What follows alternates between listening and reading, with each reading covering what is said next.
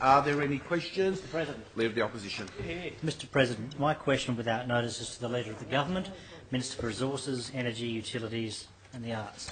In light of your Government's decision yesterday to withdraw changes to the Fire and Emergency Services Levy, what is the Government's response to community concerns that insurers say it's going to come at immense costs and insurers are going to be forced to pass it on to policyholders? And do you still stand by the Government's second reading speech where it was described, and I quote, as a major piece of tax reform for New South Wales? Finally wake up to Clennell's speech. Finally wake up. Well, And welcome back. order from all sides. Well, as the Leader of the Opposition has averted to, a decision has been taken to defer the introduction of the Fire and Emergency Services Levy to ensure small to medium businesses do not face Order. an unreasonable burden in their contribution to the state's fire and emergency services. And that decision was, of course, announced yesterday by the Premier and the Treasurer. Now, the Premier has said that and made clear that in the majority of cases across New South Wales, fully insured people would have been better off under the new system. However, it became clear to the government that some fully insured businesses were facing unintended consequences, and they were unintended consequences. We have made it very clear from day one under our new Premier that this is a government that listens. And Unlike the previous Premier. this is a government that listens. And there were very real concerns that were brought to our attention, and therefore the appropriate thing to do was to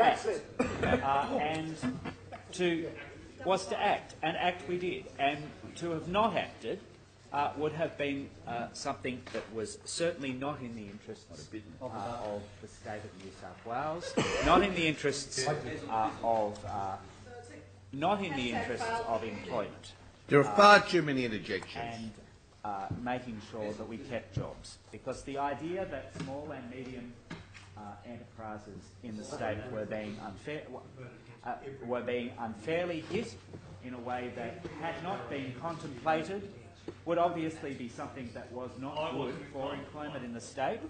And we've done the right thing. We've acted. But you cock it up so badly. This is a complex reform, and we always knew there'd be challenges during the transition phase. At least we didn't lose 500 million on a rail line. Order. I've been very patient and have allowed quite an extensive amount of interjections without calling members to order. Now, I cannot continue to allow this to happen. I will start calling members to order. The Minister has the call. The government's made it very clear that it's going to work with local government and fire and emergency services, insurance industry and other stakeholders to make sure that we find a better and fairer path forward. The levy has always been intended to be revenue neutral. It was to raise no more than the amount required to fund the state's fire and emergency services levy. And by withdrawing the levy and going back to the old system, the expectation is that we will stay on the same price path that we would have been on without the changes in the first place. So I think some of the suggestions that there are going to be massive rises in costs are just simply wrong. Simply wrong and overblown. The Insurance Council's wrong. Overblown.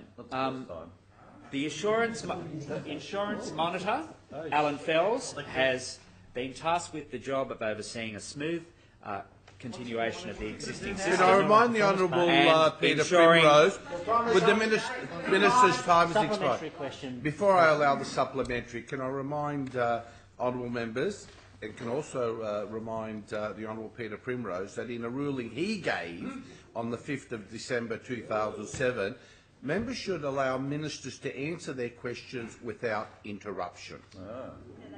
The Leader of the Opposition on a supplementary.